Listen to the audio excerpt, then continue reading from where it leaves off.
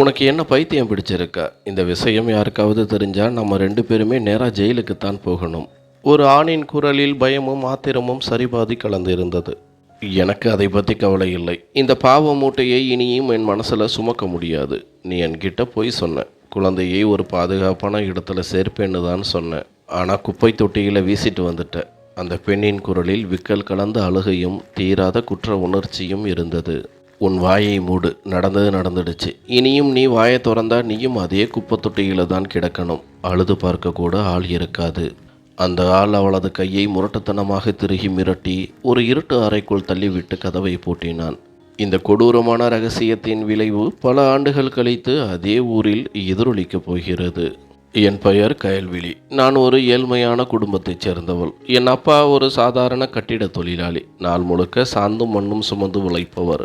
நாங்கள் 5 பெண் பிள்ளைகள், கடைசியாக ஒரு தம்பி. மூத்தவள் என்பதால் விவரம் தெரிந்த நாளிலிருந்தே குடும்ப பொறுப்புகள் என் தோள் மேல் விழுந்து விட்டன. 8ஆம் வகுப்பு வரை மட்டுமே படித்த என்னால் குடும்ப சூழல் கருதி படிப்பை தொடர முடியாமல் வீட்டு வேலைகளை கவனிக்க தொடங்கினேன். எங்கள் வீட்டில் உதிர்ந்த சுவர்களும் கிழிந்த உடைகளும் எங்கள் வறுமையை ஊருக்கே பறைசாற்றின. அப்பா, இன்னைக்கு வேலை எப்படி இருந்தது? மாலையில் வீட்டிற்குள் நுழைந்த அப்பாவிடம் ஒரு செம்பு தண்ணீரை நீட்டியபடி கேட்டேன். என்னத்தை சொல்ல மகளே, இன்னைக்கு முழு கூலி கூட கிடைக்கலை. மேஸ்திரி பாதியை பிடிச்சுக்கிட்டார். அப்பா தன் அழுக்கு துண்டால் வியர்வையை துடைத்தபடி கயிற்றுக்கட்டிலில் அமர்ந்தார். ஒரு ஏழை தந்தையின் இயலாமை அவர் குரலில் அப்பட்டமாக தெரிந்தது.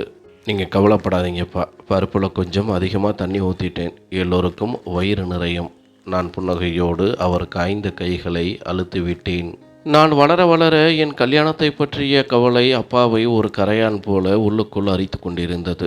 கயல்விழி அப்பா, பிள்ளைகள் வேகமாக வளர்றாங்க. ராத்திரியில் எனக்கு தூக்கமே வரமாட்டேங்குது. ஒரு உலகம் தப்பாக பேசுது. அடுப்படியில் அமர்ந்து ஒரு வாய் சோற்றை மின்றபடி அம்மா வேதனையோடு சொன்னார். விதிப்படி தான் நடக்கும். நான் என்ன வேணும்னா என் பொண்ணை வீட்டில் உட்கார வச்சிருக்கேன். அப்பா தலையை தொங்க போட்டு பேசினார். இறுதியாக எங்கள் பிரார்த்தனை கேட்கப்பட்டது. ஒரு நல்ல இடத்திலிருந்து எனக்கு வரன் வந்தது. மாப்பிள்ளை என்னை விட சற்று வயதில் மூத்தவர் என்றாலும் ஓரளவு வசதியான நடுத்தர குடும்பம். வாழ்த்துக்கள் அண்ணே, உங்கள் தலையெழுத்து மாறிடுச்சு. நல்ல இடத்திலிருந்து சம்பந்தம் வந்திருக்கு. அந்த தெருவில் வரன் பார்க்கும் மாமி வந்து சொன்னார். மாமி, நாங்கள் ஏழைங்க. பொண்ணை வெறும் கையோடு அனுப்பி வைக்கத்தான் எங்ககிட்ட வசதி இருக்குது. சீர்சனத்தை பற்றியெல்லாம் எங்களால் யோசிச்சு கூட பார்க்க முடியாது. அம்மா கை கூப்பி தன் பயத்தை சொன்னார். நீ கவலைப்படாதே. அவங்களுக்கு நகை நட்டு வேண்டாம். வீட்டு வேலையை சரியாக செய்கிற குணமான பொண்ணு தான் வேணுமாம். கயல்வெளியை நான் ரொம்ப புகழ்ந்து பேசிட்டேன். அவங்க சம்மதிச்சிட்டாங்க. மாமி தந்த நம்பிக்கையில் அம்மா உடனே சம்மதித்தார். கல்யாண நாள் நெருங்கியது. சீர் கொடுக்க வசதி இல்லாததால் பழைய துணிகளை தைத்து புது துணிகள் ஆக்கினோம். அம்மா சேர்ந்து வைத்திருந்த சில பாத்திரங்கள் தான் என் சொத்து. மிக எளிமையாக திருமணம் முடிந்து நான் புகுந்த வீட்டிற்கு வந்தேன். என் கணவர் கார்த்திக் மிகவும் அமைதியானவர், அன்பானவர். கயல்விழி, நீ இந்த வீட்டுக்கு வந்ததே எனக்கு பெரிய சந்தோஷம்தான். நீ என்ன கொண்டு வந்த, என்ன கொண்டு வரலைன்னு எனக்கு கவலை இல்லை. உன்னை நான் கண்ணும் கருத்துமாக பார்த்துப்பேன். திருமணமான முதல் இரவிலேயே கார்த்திக் என் கைகளை பிடித்து சொன்னார். உங்களுடைய இந்த அன்புதான் எனக்கு பெரிய சீர். நான் நெகிழ்ச்சியில் பதிலளித்தேன். கார்த்திக்குடன் நான் மகிழ்ச்சியாக இருந்தாலும் மற்றவர்கள் பார்வை நன்றாக இல்லை. கார்த்திக்கு 2 சகோதரர்கள். அவர்களின் மனைவிகள் வசதியான வீட்டு பெண்கள். அவர்கள் வரும்போது கட்டில், பீரோ, நகை என நிறைய கொண்டு வந்திருந்தார்கள். இவளை பாரு, வாய் பேச முடியாத ஊமை மாதிரி எப்படி உட்கார்ந்திருக்கான்னு. ஒன்றுமே கொண்டு வராமல் வந்திருக்கா. அவர்கள் என்னை கிண்டல் செய்ய தொடங்கினர். ஏழை வீட்டு பொண்ணுங்க எல்லாம் இப்படித்தான் இருப்பாங்க. பேசுகிறதுக்கு நாகரிகம் கிடையாது, உடுத்துறதுக்கு ஒரு தகுதியும் கிடையாது என்று என் மாமியார் முற்றத்தில் அமர்ந்து கொண்டு என் மூத்த நாத்தனார்களுடன் பேசிக்கொண்டிருந்தார். சமையலறையில் நின்று கொண்டிருந்த எனக்கு அது தெளிவாக கேட்க வேண்டும் என்பதற்காகவே அவர் குரலை உயர்த்தி பேசினார். விடுங்க அத்தை, அவள் பக்கத்தில் உட்காரவே நமக்கு ஒரு மாதிரியாக இருக்கு. கார்த்திக் அண்ணனுக்கு இந்த பிச்சைக்காரரிடம் என்னதான் பிடிச்சதோ தெரியலை என்று தன் கையில் இருந்த தங்க வளையல்களை கலகலவன ஆட்டியபடி இளைய நாத்தனார் கேவலமாக பேசினாள். நான் சமையலறை கதவில் பின்னால் நின்று மௌனமாக அழுதேன். வெளியே வந்து அவர்களுடன் எந்த வாக்குவாதமும் செய்யவில்லை. மாமியார் அந்த 2 மருமகள்களையும் தலைமேல் வைத்து தாங்குவார். அவர்களுக்கு அவ்வளவு மரியாதை தருவார். ஆனால் என்னை மட்டும் வீட்டு வேலைக்காரியைப் போல நடத்துவார். விடியற் காலையிலேயே எழுந்து முழு வீட்டிற்கும் டிஃபன் செய்வது, பெருக்கி துடைப்பது, துணி துவைப்பது என அனைவரின் அற்பத்தனமான கட்டளைகளையும் நிறைவேற்றுவது என் கடமையாகி போனது. கயல்விழி இன்னும் எனக்கு டீ வரல. சமையலறையில் தூங்கிக்கிட்டு இருக்கியா என்று நாத்தனார் தன் அறையிலிருந்து கத்தினாள். இதோ கொண்டு வருகிறேன் அண்ணி, பால் பொங்கிக்கிட்டு இருந்தது என்று பயத்துடன் பதிலளித்தபடி ஓடினேன். ஆனால் என் கணவரின் அன்பு மட்டும் எனக்கு துணையாக இருந்தது. கார்த்திக் மாலையில் வேலை முடிந்து வந்ததும் என் சோர்வு எல்லாம் மறைந்துவிடும். அவரது ஒரு புன்னகையே எனக்கு போதுமானதாக இருந்தது. அவர் அருகில் இருக்கும்போது மற்றவர்களின் வசவுகள் எனக்கு பொருட்டாகவே தெரியவில்லை. திருமணமான 5 மாதங்களிலேயே குடும்ப முன்னேற்றத்திற்காக கார்த்திக் வெளிநாடு செல்ல முடிவெடுத்தார். ஒரு இரவு என் கைகளை பிடித்து கொண்டு வருத்தத்துடன் தன் முடிவை சொன்னார். என்னை விட்டு போயிட்டீங்கன்னா நான் இங்கே எப்படி தனியாக இருப்பேன்? அவங்க பேசுகிறத பற்றி எனக்கு கவலை இல்லை. நான் வெறும் பழைய கஞ்சியை கூட குடிப்பேன். நீங்கள் என் கூடவே இருங்க என்று அழுது கொண்டே அவர் கையை இறுக பற்றினேன். தைரியமாக இரு கயல்விழி, இது நம்முடைய எதிர்காலத்திற்காகத்தான். சீக்கிரமே திரும்பி வந்து விடுவேன், இது என் சத்தியம் என்று என் கண்ணீரை துடைத்து தேற்றினார். கடைசியில் அந்த கடினமான நாள் வந்தது. நான் கதறியால கார்த்திக் என்னை பிரிந்து வெளிநாடு சென்றார். அவர் சென்ற பிறகு என் புகுந்த வீட்டாருக்கு என் மேல் அராஜகம் செய்ய முழு சுதந்திரம் கிடைத்தது போல ஆகிவிட்டது. கார்த்திக் ஒவ்வொரு மாதமும் எனக்காக தனியாக செலவுக்கு பணம் அனுப்புவார்.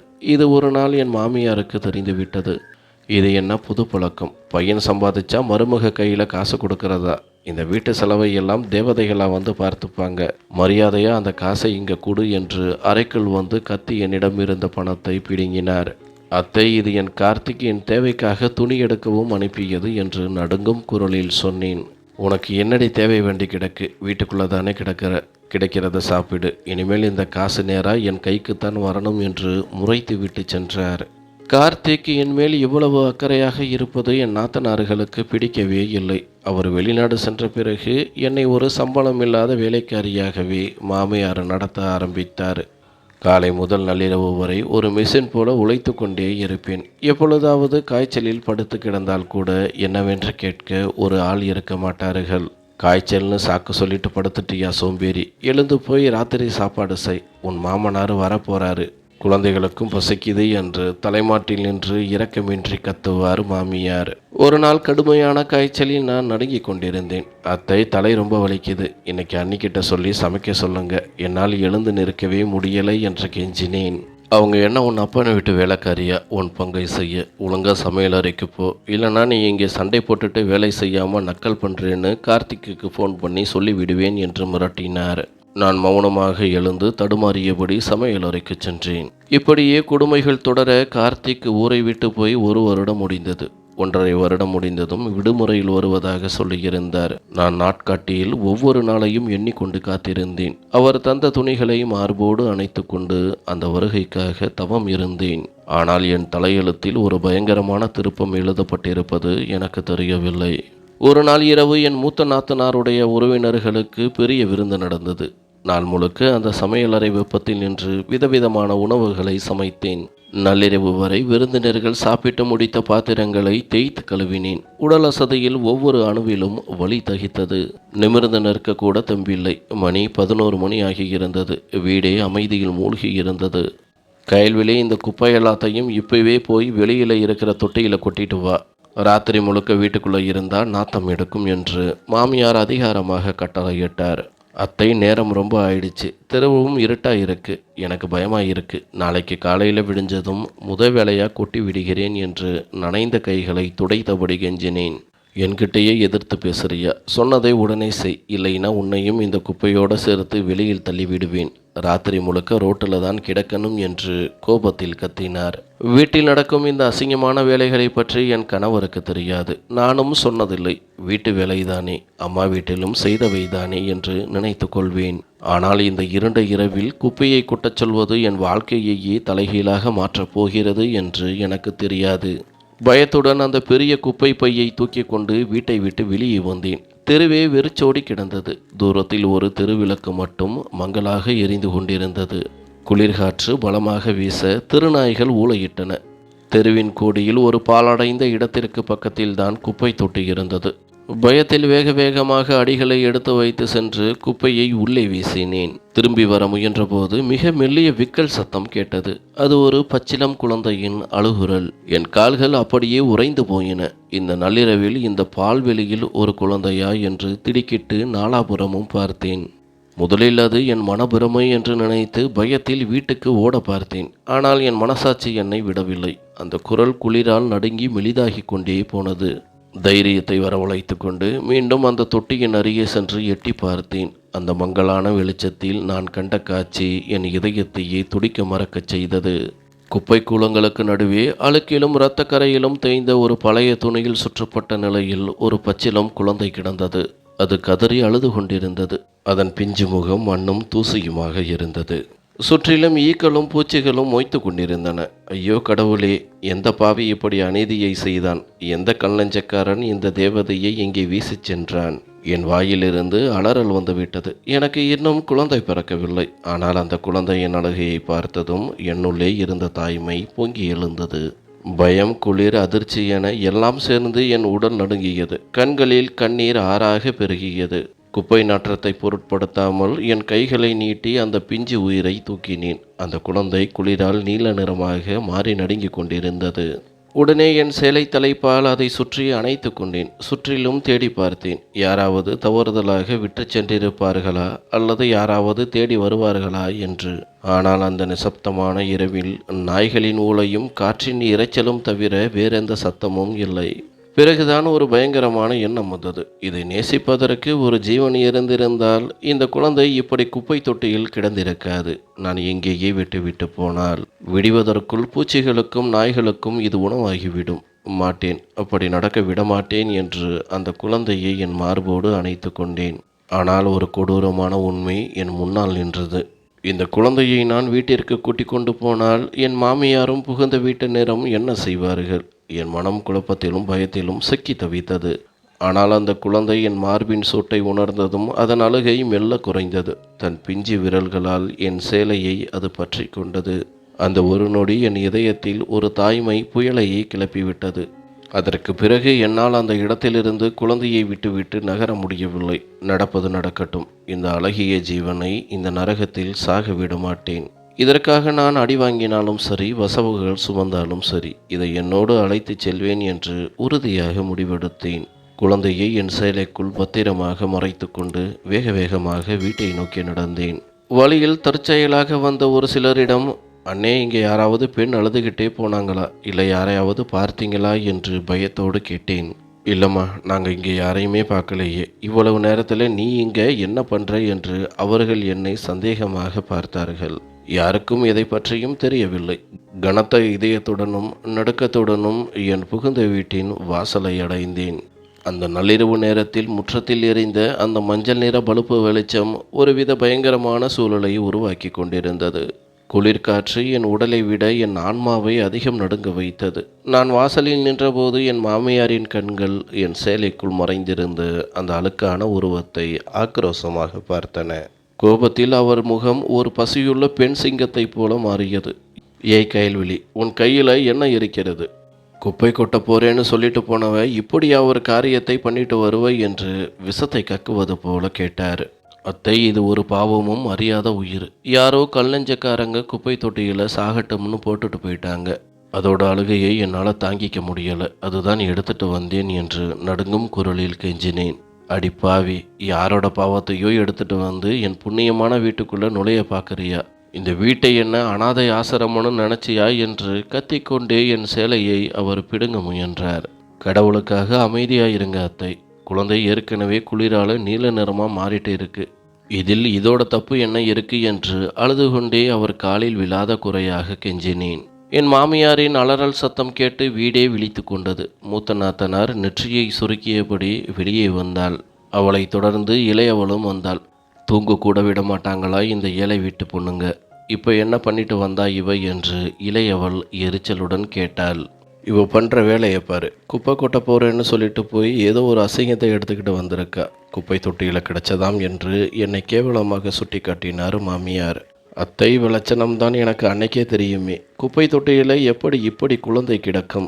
எனக்கு என்னமோ இவ மேலதான் சந்தேகமா இருக்கு என்று மூத்தவள் என் நடத்தையை சந்தேகப்பட்டு நக்கல் அடித்தாள். அண்ணே, கடவுளுக்கு பயப்படுங்க. என் மேலே எப்படி இப்படி ஒரு அசிங்கமான பழியை போடலாம்? நீங்கள் சொன்னதுக்காகத்தான் நான் குப்பை கொட்ட போனேன். வேணும்னா அங்கே வந்து பாருங்க. இன்னும் அங்கே இரத்தக்கரை படிஞ்ச துணிகள் கிடக்கும் என்று கதறி அழுதேன். ஆமாம், இரத்தக்கரை படிஞ்ச துணி இல்லாமலா இருக்கும்? யாரோட பாவமோ? இப்போ எங்கள் தலை மேலே கட்ட பார்க்குற. இந்த அசிங்கத்தை இப்போவே வீட்டை விட்டு வெளியே தள்ளுங்க என்று இளையவள் கத்தத் தொடங்கினாள். அந்த குழந்தை அவர்களின் சத்தத்தை கேட்டு இன்னும் பலமாக அழத் தொடங்கியது. ஆனால் அங்கிருந்த 3 பெண்களின் முகத்திலும் ஒரு துளி இரக்கம் கூட இல்லை. என் மகனோட வீட்டை விட்டு இப்போவே வெளியே போ. ஊர்க்காரங்க கிட்ட நான் என்ன பதில் சொல்வேன்? என் மருமகள் நள்ளிரவில் குப்பையிலிருந்து குழந்தையை தூக்கிக்கிட்டு வர்றான்னா என்ன நினைப்பாங்க என்று மாமியார் ஒப்பாரி வைக்க தொடங்கினார். ஊரே திரள வேண்டும் என்பதற்காகவே அவர் குரலை இன்னும் உயர்த்தினார். அந்த சத்தத்தை கேட்டு அக்கம் பக்கத்தினர் வெளியே வந்தனர். மொட்டை மாடியில் நின்றபடி 2-3 பெண்கள் வேடிக்கை பார்த்தனர். தெருவில் இருந்த பெரியவர்கள் கதவை தட்டி உள்ளே வந்தனர். என்னம்மா நடக்குது? இந்த நேரத்தில் ஏன் இவ்வளவு சத்தம் என்று பக்கத்து வீட்டு பெரியவர்கள் கவலையுடன் கேட்டார். என்னத்தை சொல்றது ஐயா, இந்த தருதலை இன்னைக்கு எங்கள் மானத்தையே தெருவில் வாங்கிட்டா என்று மாமியார் மீண்டும் கூச்சலிட்டார். என் மகன் கார்த்திக் ஊரை விட்டு போய் 1 வருஷத்துக்கு மேலே ஆகுது. ஆனால் இந்த தருதலை யாரோட பாவத்தையோ தன் மார்போடு அணைச்சிக்கிட்டு நிற்கிறா. என் மாமியார் ஊர் மக்கள் முன்னிலையில் என் கருப்பின் மீது கரையை சுமத்தினார். நான் யோசித்து கூட பார்க்க முடியாத ஒரு பொய்யான பழியை அவர் சுமத்திய போது நான் சிலையாக உறைந்து போனேன். ஒரு பெண்ணை உயிரோடு புதைப்பதற்கு இந்த ஒரு அவதூறு போதுமானதாக இருந்தது. ஐயையோ, என்ன ஒரு அடாவடி பெண் இவள்! புருஷன் வெளிநாட்டில் ரத்தம் சிந்தி உழைக்கிறான். இவ எங்கே இப்படி ஒரு காரியத்தை பண்ணிக்கிட்டு இருக்காளே என்று ஒரு பக்கத்து வீட்டுக்காரி தன் சேலை தலைப்பை பல்லால் கடித்தபடி ஏளனமாக பேசினாள். பார்க்கத்தான் லட்சணமாக இருந்தா, ஆனால் இவ சரியான கில்லாடியா இருப்பா போல. ஏழை வீட்டு பொண்ணுங்க காசுக்காக எதையும் செய்வாங்க என்று இன்னொருத்தி என் நாத்தனாருக்கு ஜே போட்டாள். அத்தை, என்ன பேசுகிறீங்க? 24 மணி நேரமும் இந்த வீட்டுக்குள்ளே ஒரு மிருக மாதிரி வேலை செஞ்சுக்கிட்டு உங்கள் கண்ணு முன்னாடி தானே இருக்கேன். நான் இந்த வீட்டை விட்டு வெளியே போனதே இல்லையே. சத்தியமாக இந்த குழந்தையை நான் குப்பை தொட்டியில் இருந்து தான் தூக்கிக்கிட்டு வந்தேன். இது யாரோட குழந்தைன்னு கூட எனக்கு தெரியாது. என் மேலே இரக்க காட்டுங்க அத்தை. இப்படி ஒரு அசிங்கமான பழியை போடாதீங்க என்று அழுது கொண்டே அவர் காலில் விழ முயன்றேன். என்னை தொடாதே சீர்கெட்டவளே! என் அப்பாவி மகனை ஏமாத்திட்டு இப்போ குப்பை தொட்டின்னு கதை சொல்லிட்டு உன் பாவத்தை மறைக்க பார்க்குறியா என்று மாமியார் என்னை எட்டு உதைத்தார். பாருங்க மக்களே, இவை ஏழைன்னு தான் அடைக்கலம் கொடுத்தோம், ஒரு கூரையை தந்தோம். ஆனால் இவை எங்கள் முதுகலையே குத்திட்டா என்று மூத்த நாத்தனார் முதலை கண்ணீர் வடித்தாள். எல்லா பக்கத்திலிருந்தும் வசவுகளும் சாபங்களும் என் மேல் மழையாக பொழிந்தது. என் கையில் இருந்த குழந்தை பசியாலும் குளிராலும் வாடி மெல்ல முழுகியது. அதன் நிலையை பார்க்க எனக்கு பொறுக்கவில்லை. ஒரு பக்கம் என் மானம் சிதறிக் கொண்டிருந்தது, இன்னொரு பக்கம் அந்த பிஞ்சு உயிர் ஊசலாடி கொண்டிருந்தது. ஊர்க்காரங்களே, நீங்கள் தான் சாட்சி. இவளை ஒரு நிமிஷம் கூட என் வீட்டில் வைக்க முடியாது. ஏய் கயல்விழி, பேசாமல் இந்த கழிவை எங்கிருந்து எடுத்தியோ அங்கேயே கொண்டு போய் போட்டுட்டு வா. இல்லைனா இப்போதே கார்த்திக்கு ஃபோன் பண்ணி உன் லட்சணத்தை சொல்லிடுவேன் என்று மாமியார் வாசலை நோக்கி விரலை காட்டினார். முடியாது அத்தை, வெளியில் கடும் குளிர் எடுக்குது. இது ஒரு உயிர். உங்கள் யாருக்கும் கொஞ்சம் கூட இரக்கமே இல்லையா? என் பயத்தை விட இப்போது என் தாய்மை மேலோங்கியது. நிமிர்ந்து நின்று முதல் முறையாக பதில் பேசினேன். எங்களுக்கு பாடம் சொல்லிக் கொடுக்க வரியா? நீயாக போறியா, இல்லை தள்ளி விடவா? இந்த அசிங்கத்தை இப்போவே வெளியில ஏறி என் வீட்டை தீட்டுப்படுத்தாதே என்று கத்திய மாமியார் என் கையை பலமாக பற்றினார். நீங்க எனக்கு என்ன தண்டனை வேண்டுமானாலும் கொடுங்க, எப்ப வேண்டுமானாலும் அடிங்க. ஆனால் எந்த தப்பு மறியாத பிள்ளையை திரும்பவும் அந்த குப்பை தொட்டியில் போடவே மாட்டேன் என்று அவர் பிடியிலிருந்து என் கையை விடுவித்து கொண்டு பாறையாய் நின்றேன். என் துணிச்சலை பார்த்து முற்றமே ஒரு நிமிடம் நிசப்தமானது. அடிப்பாவி, எனக்கே எதிர்த்து பேசுறியா? சரி, உனக்கு இந்த கழிவு மேலே அவ்வளவு பாசம் இருந்தா இன்னைக்கு ராத்திரி இந்த முற்றத்தோட மூலையிலேயே கிட. வீட்டுக்குள்ளே ஒரு அறையிலையும் உன்னை விடமாட்டேன். நாளை காலையில் கார்த்திக் வரட்டும், அவனே உன் கதையை முடிக்கட்டும் என்று மாமியார் கத்தினார். விடுங்க அத்தை, இவகிட்ட பேசி பயனில்லை. கார்த்திக் அண்ணன் வந்து இவளை கழுத்தை பிடிச்சு தள்ளும்போது தெரியும் நாம் ஏன் தூக்கத்தை கெடுத்துக்கணும் என்று மூத்த நாத்தனார் மாமியாரை அழைத்து கொண்டு அறைக்குள் சென்றாள். ஒரு மக்கள் ஒவ்வொருவராக கலைந்து சென்றனர். இளையவள் வாசலை தாளிட்டு விட்டு உள்ளே போனாள். சிறிது நேரத்தில் வீட்டின் விளக்குகள் அனைத்தும் அணைக்கப்பட்டன. முற்றத்தில் காரிருள் சூழ்ந்தது. நடுங்கும் குளிரில் வீட்டின் ஒரு மூலையில் அந்த பிஞ்சு உயிரை தழுவியபடி நான் மட்டும் அனாதையாக நின்றேன். என்னை சுற்றி 4 சுவர்கள் இருந்தாலும் ஒரு இரக்கமற்ற உலகத்தின் நடுவில் நான் தனித்து விடப்பட்டதை உணர்ந்தேன். பனிக்காற்று என் உடலை உறைக்கச் செய்தது. ஆனால் என் மார்போடு ஒட்டியிருந்த அந்த சின்னஞ்சிறு உயிரின் சூடு என்னை உயிர்ப்புடன் வைத்திருந்தது. இனி இந்த முற்றத்தில் நின்று அவமானப்படப் போவதில்லை என்று உறுதியாக முடிவெடுத்தேன். குழந்தையை இறுக பற்றி கொண்டு நேராக என் அறைக்குள் நடந்தேன். அப்போது வெளியே வந்த என் மாமியார் நான் அறைக்குள் செல்வதை பார்த்து மீண்டும் ஆத்திரமடைந்தார். அடி பாவி, என் பேச்சை மீறி இந்த வீட்டுக்குள்ளே கால் வைக்கிறியா? இந்த அசிங்கத்தை தூக்கிக்கிட்டு வெளியில் போ, இல்லைன்னா உன் காலை உடைச்சிடுவேன் என்று கூச்சலிட்டார். நான் அவர் கண்களை நேராக பார்த்து, அத்தை, இந்த குழந்தை இனி என் கூடத்தான் இருக்கும். நீங்கள் என்னை அடித்தாலும் சரி, திட்டினாலும் சரி, இந்த நிலைமையில் இதை சாக விட மாட்டேன். இதுதான் என் முடிவு என்று கூறிவிட்டு அறைக்குள் சென்று கதவை தாளிட்டேன். அவர்களின் வசவுகளோ ஊர் மக்களின் ஏளன பேச்சோ இப்போது என் காதில் விழவில்லை. என் ஆன்மா காயப்பட்டிருந்தாலும் எனக்குள் இருந்த தாய்மை பயத்தை வென்றிருந்தது. முதலில் குழந்தையை படுக்கையில் கிடத்தினேன். அது குளிரிலும் பசியிலும் வாடி போயிருந்தது. உடனே சுடுதண்ணீர் வைத்து அந்த குழந்தையை மென்மையாக குளிப்பாட்டி சுத்தம் செய்தேன். குப்பை நாற்றமும் அழுக்கும் நீங்கிய பிறகு அந்த குழந்தை ஒரு தேவதை போல பிரகாசமாக இருந்தது. உன்னை யாரும் ஏற்றுக்கலனா என்ன? இன்னைக்கு இருந்து நான் தான் உன் அம்மா என்று கூறி என் பழைய துணியை தைத்து அவனுக்கு உடுத்தினேன். என் கண்களில் இருந்து விழுந்த கண்ணீர் துளி அவன் நெற்றியில் பட்டபோது அவன் என்னை பார்த்து ஒரு பிஞ்சு புன்னகை செய்தான். அந்த நொடி என் எல்லா வேதனைகளையும் துடைத்தெறிந்தது. இவனை திரும்பவும் அந்த குப்பை தொட்டியில் வீச மாட்டேன் என்று எனக்குள் உறுதி பூண்டேன்.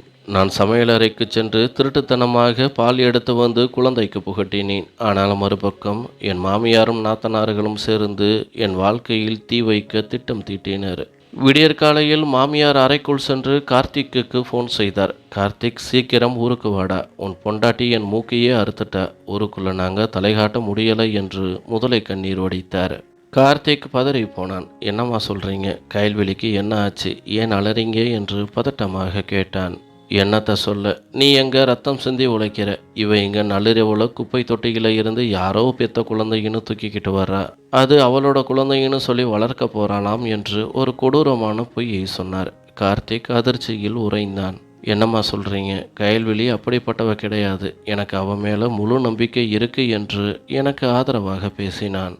ஏய் முட்டாள் மகனே, ஊரே சாட்சி, இவ ராத்திரி நேரத்தில் வீட்டை விட்டு வெளியே போகிறதை நாங்கள் உன்கிட்ட சொல்லலை. இப்போ எல்லாத்தையும் மீறி நிற்கிறா. நீ உடனே கிளம்பி வந்து உன் மானம் கப்பல் ஏறுறதை பாரு என்று கூறி போனை வைத்தார். இந்த பொய் கார்த்திக்கின் மூளையை செயலிழக்க செய்தது. கோபத்திலும் அவமானத்திலும் துடித்த அவன் அடுத்த சில நாட்களிலேயே ஊருக்கு திரும்பினான். நான் ஒரு மதிய வேளையில் குழந்தையை தூங்க வைத்து கொண்டிருந்த போது வீட்டின் கதவு பலமாக திறக்கப்படும் சத்தம் கேட்டது. நான் பதறி போய் வெளியே வந்தபோது அங்கே கார்த்திக் நின்று கொண்டிருந்தார். அவர் கண்கள் கோபத்தில் சிவந்திருந்தன. மாமியாரும் நாத்தனார்களும் ஒரு வெற்றி களிப்போடு என்னை பார்த்தனர். நான் ஓடி சென்று, கார்த்திக், நீங்கள் வந்துட்டீங்களா? நீங்கள் இப்போ எனக்கு ரொம்ப தேவை. பாருங்க, இவங்க என் மேலே எவ்வளவு கேவலமான பழியை போட்டுட்டாங்கன்னு என்று கதறினேன். நான் மகிழ்ச்சியோடும் நம்பிக்கையோடும் அழுது கொண்டே கார்த்திக்கை நோக்கி ஓடினேன். என் பாதுகாவலன் வந்துவிட்டான். அவன் எல்லோரையும் வாயடைக்க செய்வான் என்று நினைத்தேன். ஆனால் கார்த்திக் முன்னே வந்து என் கையை பலமாக பற்றினார். என் எலும்புகள் உடைந்து விடும் போல அவ்வளவு வேகம் அவர் பிடியில் இருந்தது. வாயை மூடு கயல்விழி, என் முகத்தில் கரியை பூசிட்ட. உன்மேல நான் கண்ணை மூடிக்கிட்டு நம்பிக்கை வச்சிருந்தேன். உன்னை உயிராகவே நேசித்தேன். உனக்காகத்தான் அந்த வெயில் தேசத்தில் ரத்தம் சிந்தி உழைச்சேன். ஆனால் நீ இப்படி ஒரு நடத்தை கெட்டவளா இருப்பேன்னு நினைக்கலை. கார்த்திக் என் தோளை பிடித்து உலுக்கி கத்தினார். அவர் வாயிலிருந்து வந்த வார்த்தைகள் என் காலடியில் இருந்த பூமியை பிடுங்கின. கடவுளுக்காக கொஞ்சம் நான் சொல்கிறத கேளுங்க கார்த்திக். இவங்க சொல்கிறத போய் நம்புறீங்களே, நான் உங்கள் கயல்விழி. இந்த குழந்தை எனக்கு குப்பை தொட்டியில் கிடைச்சது. இதை பார்த்து எனக்கு இரக்கம் வந்துடுச்சு, அவ்வளோதான் என்று கை கூப்பி அழுதேன். என்னது குப்பை தொட்டியா? குப்பை தொட்டியில் என்ன குழந்தையா கிடக்கும்? நான் இல்லாததை உனக்கு சாதகமாக்கிட்டு இப்போ அப்பாவி வேஷம் போடுறியா? என் அம்மா சொன்னதை முதல்ல நான் நம்பலை. ஆனால் இப்போ என் கண்ணாலேயே இந்த அசிங்கத்தை நீ மார்போடு அணைச்சிக்கிட்டு நிற்கிறதை பார்த்துட்டேன் என்று கார்த்திக் அருவருப்போடு பேசினார். கார்த்திக், என் அடிங்க உதைங்க, ஆனால் என் நடத்தையை சந்தேகப்படாதீங்க. இதுவரைக்கும் உங்களை தவிர வேறு எந்த ஆணை கூட நான் ஏறெடுத்து பார்த்ததில்லை. இது ஒரு பாவம் அறியாத உயிர். இதை எப்படி சாக விடுறது என்று அவர் காலில் விழுந்தேன். எனக்கு உன்னோட எந்த விளக்கமும் தேவையில்லை. உன்னை போல ஒரு கேவலமானவளுக்கு என் வீட்டிலோ என் இதயத்திலோ இடமில்லை. இப்பொழுதே என் வீட்டை விட்டு வெளியே போ. கார்த்திக் என் கையை பிடித்து இழுத்துச் சென்று முற்றத்திலிருந்து வீதி வரை தரதரவென்று இழுத்துச் சென்றார். என் மாமியாரும் நாத்தனார்களும் ஒரு வேடிக்கை மனிதர்களைப் போல நின்று கொண்டிருந்தனர். ஒருவர் கூட உண்மையைச் சொல்ல முன் வரவில்லை. கார்த்திக் கதவை திறந்து என்னை வீதியில் தள்ளினார். நான் தரையில் விழுந்தேன். ஆனால் என்னை தாண்டி அந்த குழந்தை அடிபடாமல் அணைத்து கொண்டேன். இனிமேல் இந்த தெருவில் உன்னை பார்த்தேன், அவ்வளவுதான். நீ எனக்கு வேண்டாம். உன்னை நான் விடுதலை செஞ்சிட்டேன் என்று கூறி கதவை ஓங்கி அரைந்து மூடினார்.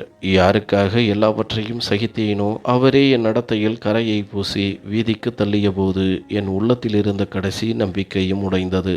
இனி விளக்கம் சொல்லி பயனில்லை. நம்பிக்கை செத்துவிட்ட இடத்தில் வார்த்தைகள் அர்த்தமற்றவை. நான் தரையிலிருந்து எழுந்து ஆடையை சரி செய்து குழந்தையை அணைத்தபடி என் பெற்றோர் வீட்டை நோக்கி நடந்தேன். வழியில் இருந்தவர்கள் என்னை சந்தேகமாகவும் கேவலமாகவும் பார்த்தனர். மாமியார் மூட்டிய தீ ஊர் முழுக்க பரவியிருந்தது. பாருடா, மானத்தை கப்பல் ஏற்றிட்டு மூட்டையோட வர்றா. கார்த்திக் அவளை துரத்தாம என்ன செய்வான் என்று மொட்டை மாடையிலிருந்து ஒருத்தி எள்ளலோடு பேசினாள். நான் தலைகுனிந்து வேகமாக நடந்தேன். என் அம்மா அப்பா மட்டும் என்னை புரிந்து கொள்வார்கள் என்ற நம்பிக்கை இருந்தது. நீண்ட நேர நடைக்கு பிறகு என் வீட்டை அடைந்து அந்த பழைய மரக்கதவை தட்டினேன். அம்மா கதவை திறந்தார். அவர் கண்கள் அழுது வீங்கி இருந்தன. முகம் பயத்தில் வெளிரி போயிருந்தது. என்னையும் என் கையில் இருந்த குழந்தையையும் பார்த்ததும் அவர் பின்வாங்கினார். அம்மா, கார்த்திக் என்னை துரத்திட்டாரு. என் மேலே அசிங்கமான பழி போட்டுட்டாரு. அப்பாவை அனுப்பி கார்த்திக்கிடம் பேச சொல்லுங்கம்மா என்று அழுது கொண்டே உள்ளே நுழைய முயன்றேன். ஆனால் கெட்ட செய்தி காற்றை விட வேகமாக பரவி இருந்தது. என் அம்மா என் முன்னால் கைகூப்பி நின்றார். கயல்விழி, தயவு செய்து இந்த வீட்டுக்குள்ளே வராதே. உன் அப்பாவோட மானம்தான் அவரோட மொத்த சொத்தும். தெருவில் 100 பேர் 100 விதமாக பேசுகிறாங்க. நீ யாருக்கோ பெத்த குழந்தையை தூக்கிக்கிட்டு வந்துட்டேன்னு காட்டுத்தீ மாதிரி செய்தி பரவிக்கிட்டு இருக்கு என்று அம்மா வாசலிலேயே என்னை தடுத்தார்.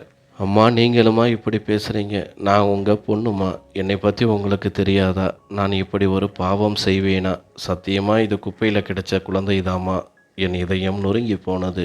எனக்கு தெரியும் மகளே, உன் மேலே எனக்கு சந்தேகம் இல்லை. ஆனால் இந்த உலகம் நம்பாது. உன்னால் உன்னோட மற்ற 4 தங்கச்சி வாழ்க்கையும் என்னாகும்? ஒருத்தி இப்படி இருந்தால் மற்றவங்களை யார் வந்து கட்டிக்குவா? உன் அப்பா இந்த அதிர்ச்சியை தாங்க மாட்டாரு என்று அம்மா தன் இயலாமையை சொன்னார். அப்போ நான் எங்கம்மா போவேன்? இது என் வீடு இல்லையா? நீங்களும் என்னை நடுரோட்டில் விட்டு விடுவீங்களா என்று கதறினேன். மகளே, இந்த குழந்தையை எங்கிருந்து எடுத்தியோ அங்கேயே போட்டுட்டு வந்துடு. அப்புறம் புகுந்த வீட்டில் போய் அவங்க காலில் விழுந்து மன்னிப்பு கேளு. கார்த்திக் மனசு மாறினா உன்னை ஏற்றுக்குவார் என்று அம்மா சொன்னார். அந்த ஒரு ஆலோசனை என் ஆன்மாவையே கிழித்தது. இந்த உலகம் எவ்வளவு சுயநலமானது என்பதை நினைத்து என் நெஞ்சம் அழுதது. ஒரு பிஞ்சு உயிரை திரும்பவும் மரணத்தின் வாயிற்கே கொண்டு போய் அந்த குப்பையில் வீச சொல்கிறார்களா? இந்த சமூகத்தின் பயமும் மற்ற மகள்களின் கல்யாண கவலையும் ஒரு உயிரை விட உங்களுக்கு பெரிதாகிவிட்டதா? கருணையின் வடிவமாக இருக்க வேண்டிய என் அம்மாவே, உலகத்திற்கு பயந்து ஒரு குழந்தையை வீச சொன்னது என் இதயத்தை இரும்பாக்கியது.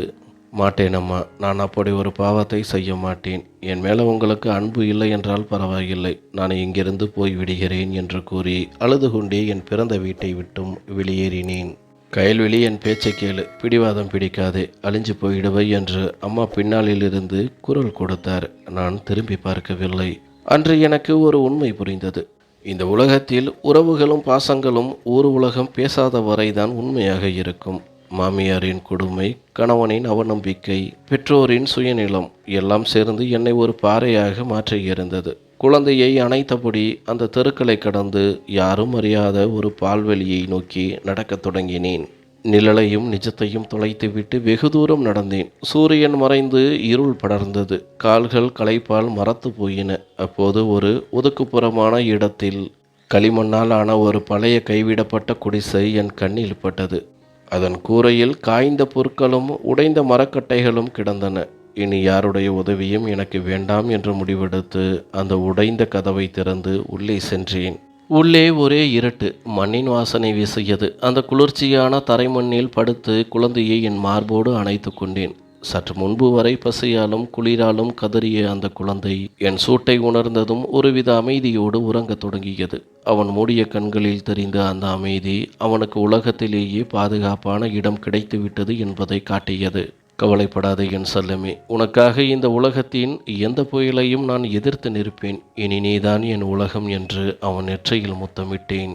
மறுநாளே என் உழைப்பு தொடங்கியது. பழைய துணியால் குழந்தையை என் முதுகில் கட்டிக்கொண்டு அருகிலிருந்த குடியிருப்பு பகுதிகளுக்குச் சென்று வீடு வீடாக பாத்திரம் தேய்த்தல், பெருக்கி துடைத்தல் போன்ற வேலைகளை செய்தேன். மக்களின் ஏளன பேச்சுக்களை கேட்டுக்கொண்டேன். அவர்கள் போடும் மிச்ச உணவை சாப்பிட்டேன். ஆனால் அந்த குழந்தையின் வளர்ப்பில் நான் எந்த குறையும் வைக்கவில்லை. நாட்கள், மாதங்கள், வருடங்களாக ஓடின. என் இரத்தத்தை வேர்வையாக சிந்தி அவனை வளர்த்தேன். அவனுக்கு அருண் என்று பெயரிட்டேன். அருணின் படிப்பு விஷயத்தில் நான் எதற்கும் சமரசம் செய்து கொள்ளவில்லை. என் இளமை, ஆசை, தேவை என எல்லாவற்றையும் தியாகம் செய்து அவனுக்கு புத்தகங்களும் சீருடையும் வாங்கி கொடுத்தேன். ஒரு நாள் என் காய்த்து கிழிந்த கைகளை வருடியபடி அருண் கேட்டான், அம்மா, எனக்காக ஏன் இவ்வளவு கஷ்டப்படுறீங்க? நான் பெரியவனாகிவிட்டேன். இனி நானும் வேலைக்கு போகிறேன். உங்கள் கைகள் இப்படி இருக்கிறதை என்னால் பார்க்க முடியலை. அவன் குரலில் எனக்காக அத்தனை வேதனை இருந்தது. இல்லை மகனே, உன்னுடைய வேலை படிப்பது மட்டும்தான். நீ ஒரு சிறந்த மனிதனாக உயர வேண்டும். உன்னுடைய வெற்றிதான் என் உழைப்பிற்கான கூலி. நீ ஒரு நிலைமைக்கு வரும்போது என் சோர்வு எல்லாம் தானாக போய்விடும் என்று சிரித்தபடி சொன்னேன். சில உறவுகள் உணர்வுகளால் மட்டுமே உருவானவை. ஆனால் அவை சொந்த இரத்தத்தை விட பலமானவை. அருண் யாருடைய மகன் என்று எனக்கு தெரியாது. ஆனால் அவனை வளர்க்கும் போது அவன் என் வயிற்றில் பிறக்கவில்லை என்ற எண்ணமே எனக்கு வந்ததில்லை. காலம் மாறியது. என் மகன் அருண் நன்றாக படித்து ஒரு பெரிய பன்னாட்டு நிறுவனத்தில் உயரிய அதிகாரியானான். அவன் வாங்கிய முதல் சம்பளத்தில் நகரின் வசதியான பகுதியில் ஒரு அழகான வீட்டை வாங்கினான். அந்த உடைந்த குடிசையிலிருந்து என்னை ஒரு அரண்மனை போன்ற வீட்டிற்கு அழைத்து வந்தான். ஒரு மாலை நேரம் நானும் அருணும் எங்கள் புதிய வீட்டின் அழகான தோட்டத்தில் அமர்ந்து டீ குடித்து கொண்டிருந்தோம். அப்போது காவலாளி ஓடி வந்து, அம்மா, வெளியே ஒரு ஏழ்மையான நிலையில் இருக்கும் வயதான பாட்டி ஒருத்தவங்க வந்து அழுதுகிட்டு இருக்காங்க, உங்களை பார்க்கணுமாம் என்று சொன்னார். காவலாளி அந்த பெண்ணை உள்ளே அழைத்து வந்தார். கைத்தடியை பிடித்து கொண்டு தள்ளாடியபடி வந்த அந்த உருவத்தை பார்த்ததும் என் கண்கள் அதிர்ச்சியில் விரிந்தன. அவர் வேறு யாருமல்ல, என் மாமியார். அன்று அதிகாரத்தோடு கத்தியவர் இன்று கந்தல் துணியோடு பசியால் ஒட்டிய வயிற்றோடும் நின்றார். கயல்வெளி, என் மகளே, என்னை மன்னிச்சிடு. உனக்கு நான் பெரிய துரோகம் பண்ணிட்டேன். நான் அழிஞ்சு போயிட்டேன் மகளே. என் மேலே இரக்கம் காட்டு என்று என் காலில் விழுந்து கதறினார். நேரம் கடந்துடுச்சு அத்தை. அன்னைக்கு குப்பை தொட்டியை விட கேவலமா ஒரு ஜீவனை நினைச்சிங்களே, இன்னைக்கு அவன்தான் இந்த வீட்டு எஜமான். எந்த முகத்தை வச்சுக்கிட்டு இங்கே வந்தீங்க என்று மிக கடுமையாக கேட்டேன். என் கண்களில் அவருக்காக ஒரு துளி இரக்கம் கூட இல்லை. நான் செஞ்ச பாவத்துக்கான தண்டனை இந்த உலகத்திலேயே அனுபவிச்சிட்டேன் கயல்விழி. கார்த்திக்கு அதுக்கப்புறம் குழந்தையே பிறக்கவில்லை. வாரிசுக்காக 2 கல்யாணம் பண்ணிட்டான். ஆனால் அவன் வாழ்க்கை சூனியமாகவே இருந்தது. இப்போ அவன் பைத்தியம் பிடிச்ச மாதிரி ஆயிட்டான். மற்ற 2 மருமகள்களும் என் சொத்து மொத்தத்தையும் பிடுங்கிட்டு என்னை நடுத்தருவில் தள்ளிட்டு போயிட்டாங்க என்று தரையில் அமர்ந்து கதறினார். நீங்கள் விதைச்சது முள், அப்புறம் எப்படி பூக்களை எதிர்பார்க்க முடியும் என்று நான் ஆத்திரத்தை அடக்கி கொண்டு சொன்னேன். ஆனால் அவர் சொன்ன அடுத்த வார்த்தை என் உலகத்தையே உலுக்கியது. கயல்வெளி, என் மனசில் இருக்கிற பாரத்தை இறக்கி வைக்கணும். அருண் குப்பையில் கிடந்த அனாதை இல்லை. அவன் என் ரத்தம், என் வீட்டு வாரிசு. அந்த வார்த்தையை கேட்டதும் எனக்கும் அருணுக்கும் இடி விழுந்தது போல இருந்தது. என்ன சொல்கிறீங்க? உளராதீங்க அத்தை என்று கத்தினேன். அன்னைக்கு ராத்திரி எனக்கு ஞாபகம் இருக்கு. என் மூத்த மகன் ஒரு ஏழை வேலைக்கார பெண்ணிடம் தப்பு செஞ்சிட்டான். அந்த பாவத்தில் பிறந்த குழந்தை தான் அருண். விஷயம் தெரிஞ்சதும் என் மூத்த மகனும் அவன் பொண்டாட்டியும் சேர்ந்து அந்த குழந்தையை குப்பையில் வீசிட்டு வந்துட்டாங்க. நான் அதை கேட்டுட்டு சும்மா இருந்தேன். என் மகன் செஞ்ச தப்பை மறைக்கவும் உன்னை வீட்டை விட்டு துரத்தவும் தான் உன் மேலே பழி போட்டேன் என்று அந்த பயங்கரமான ரகசியத்தை உடைத்தார். அந்த குடும்பத்தின் கேவலமான புத்தியை நினைத்து எனக்கு அருவருப்பாக இருந்தது. தன் சொந்த இரத்தத்தையே நாய்களுக்கு இரையாக்க துணிந்த அந்த பாவியை இனி என் ஆன்மா நடுங்கியது. அருண் தன் கைகளை இறுக பற்றி கொண்டு ஆவேசமாக கேட்டான், உங்கள் குடும்பத்து கௌரவத்துக்காக ஒரு பிஞ்சு உயிரை சாக விட்டீங்க. ஒரு பெண்ணோட வாழ்க்கையை சிதைச்சிங்க. இப்போ எந்த உரிமையில் இங்கே வந்தீங்க? என்னை நடுத்தருவில் விட்டுடாதே என் பேரனே. நான் பசியில் செத்துடுவேன். உன்னோட காலணிகளை தச்சு கூட தர்றேன். எனக்கு ஒரு மூலையில் கிடக்க விடு என்று மாமியார் கை கூப்பினார். அருண் கோபத்தில் ஏதாவது செய்து விடுவானோ என்று பயந்தேன். ஆனால் நான் அவனுக்கு கற்றுக் கொடுத்தது அன்பையும் மன்னிப்பையும் தான். நாங்கள் உங்களைப் போல கல் நெஞ்சக்காரர்கள் இல்லை. உங்களுக்கு இந்த வீட்டில் இடம் உண்டு. ஆனால் ஒரு வேலைக்காரியாக அல்ல, ஒரு மனிதராக. என் அம்மா எனக்கு உறவுகளை மதிக்கத்தான் சொல்லி கொடுத்துருக்காங்க என்று கூறி அவரை ஒரு விருந்தினர் அறையில் தங்க வைக்க அருண் உத்தரவிட்டான். அன்று பழி போட்டவர்கள் இன்று என் மகனின் அதிகாரத்தையும் அவன் என் மீது வைத்திருக்கும் மரியாதையையும் பார்த்து வாயடைத்து போயிருக்கிறார்கள். அருண் தன் வருமானத்தில் ஒரு பிரம்மாண்டமான அனாதை இல்லத்தை கட்டினான். குப்பை தொட்டியில் வீசப்படும் குழந்தைகளை பாதுகாத்து அவர்களுக்கு கல்வியும் அன்பும் வழங்குகிறான். இன்று நான் அந்த இல்லத்தில் பல குழந்தைகளுக்கு தாயாக இருக்கிறேன். என் மகன் அருண் எனக்கு கிடைத்த மிகப்பெரிய வரம். இறைவன் எதை விதைக்கிறானோ அதைத்தான் அறுவடை செய்ய வைக்கிறான்.